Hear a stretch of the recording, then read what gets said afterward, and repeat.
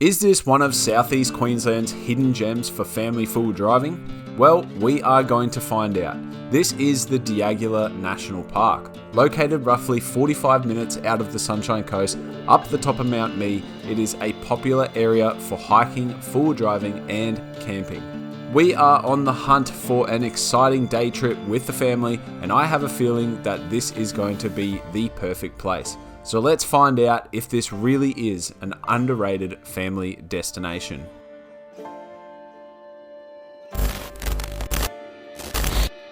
Proudly supported by Superior Engineering, Diesel Conversions Australia, and in part by. So I think today is going to be one of those days where you come out, you just have zero plan, because that's exactly what has happened. We have no plan. We've got two little kids plus Harry. We're supervising Harry today as well.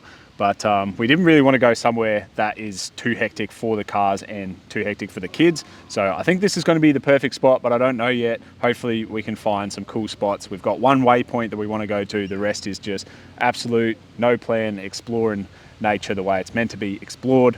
But yeah, Scantry is pretty cool, man. Goes back to 1930s, I believe. It's just cut timber out here and then mill it down and take it down the range, which is hectic. The range up here is pretty gnarly. So it's crazy to think they used to do this back in the day.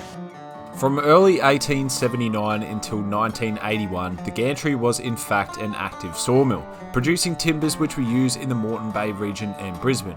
The only remainder of those industrial times is this skeleton of the huge shed, erected in the 1950s by Hancock Sawmill to house the overhead gantry. When you look up, you can see the remains of what used to be the crane system. This gantry was used for over 30 years by the sawmill and produced timbers for the Hornibrook Bridge, which was the largest bridge in Australia at the time. Pretty cool sawmill, eh, Harry? Yes, Tom. I think they would have been sore the next day. Probably called in sick to the sawmill. Saw us and we saw it. Probably saw a few blokes work here in its time. Gave him a sore ass. One bloke got fired, he was a bit of a sore loser. I didn't hear about it, but I saw it. Well, we saw the sawmill, Harry. Yes, Tom. Now, I'm in the patrol today and Harry is in his new Navara, and we are heading to our first destination, the Rocky Hole. Now, this is about a 3-kilometre drive down the side of the range over some dirt road. There's nothing too serious on the way down, a couple of water crossings, which is nice, but there's definitely nothing that you need a super modified full drive for.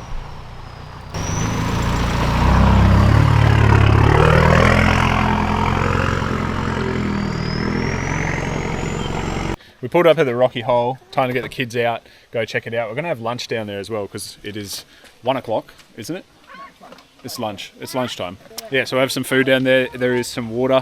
Harry's having a weird knocking noise coming from his car, so might check that out on the way back. But yeah, go get some food, eh? Navy and I can hear the water, so it mustn't be too far. Hey, Naves. Yeah, can you hear it? Woo! Also, I know this is a full driving channel and I am vlogging and this isn't much full driving, but let me know how we're doing and if you enjoy this sort of content and we can do more of it. It's definitely good to get out the shed for a bit.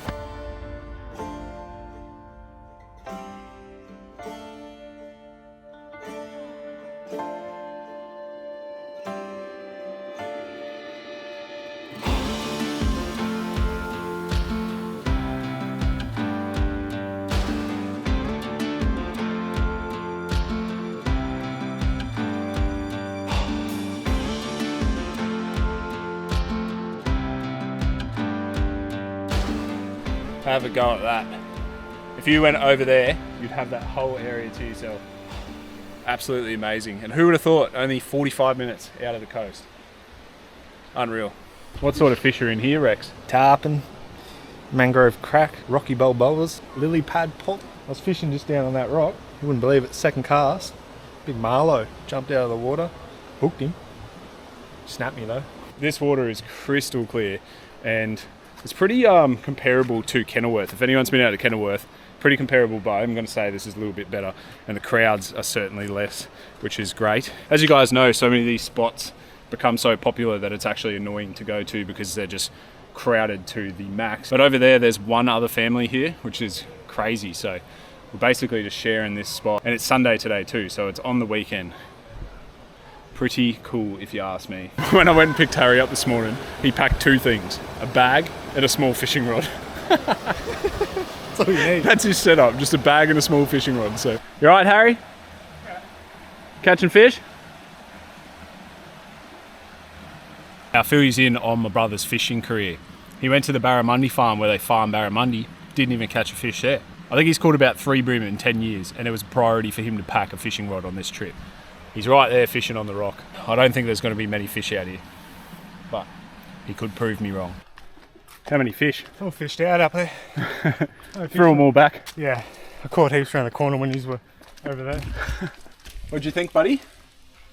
Was that nice?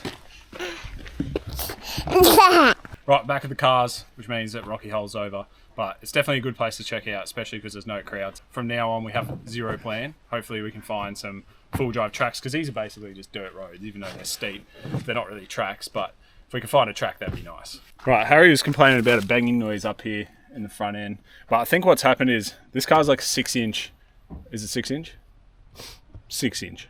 And I think they've maxed the shocks out, which is pretty normal in the nav world. When people set these navs up, they want to go as big as they can, and they just wind the coilover right up, so there's no travel left in the shock, and it kind of bottoms out on the shock. So I say the knocking noise that Harry's got is just the shock bottoming out, which isn't a good thing, but yeah, maybe we'll set it up properly one day in the shed. We got told that the road that we were on ends up at a roadblock and you can't get through, but earlier on in the day we did see a sign that said that there was a lookout, so we decided to turn around and head back to that sign.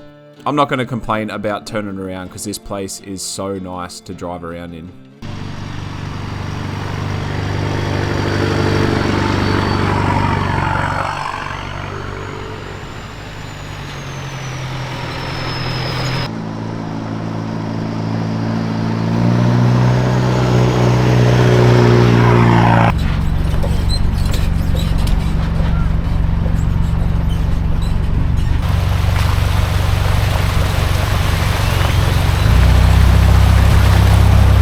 Right, we pulled up at the next little spot, which is almost on the way out, actually. We did do a U-bolt down the bottom and came back up because the road is closed down below. We're going down to the Falls Lookout to check that out. It's a 1 kilometre return walk, so 500 metres each way. You all right with that, Harry?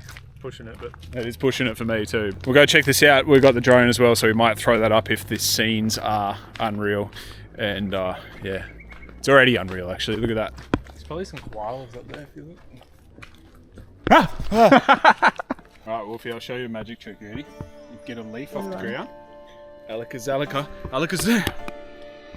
Look. See that? whoa. Whoa, it's floating. And then you can eat it.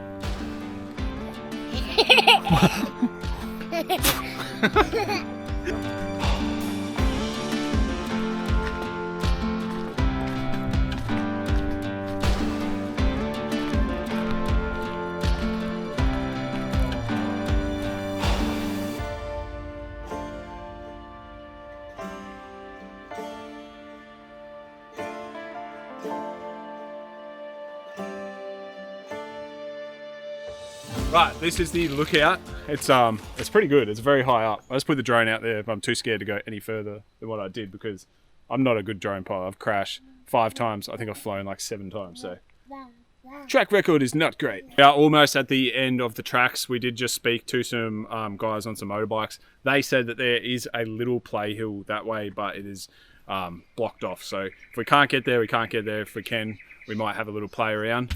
Right, I guess we're going to go back to the car and start making our way out of this general area and back to the sawmill. Once we're back at the sawmill, we'll see if we can find that other track that those guys were talking about, but if not, this will be the end. So we turned down the track the guys told us about right near the entrance to the gantry. It's a loop track that takes you down to a creek crossing and back up. It's a somewhat easy track, but it's definitely perfect for what we're chasing today.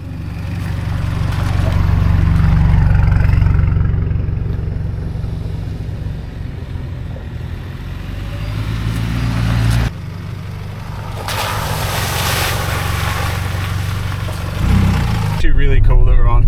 It's sort of reminding me of Fraser a lot, just the landscapes without the sand floor, but nice little easy, like really easy track, but just enough to, you know, have a bit of fun on.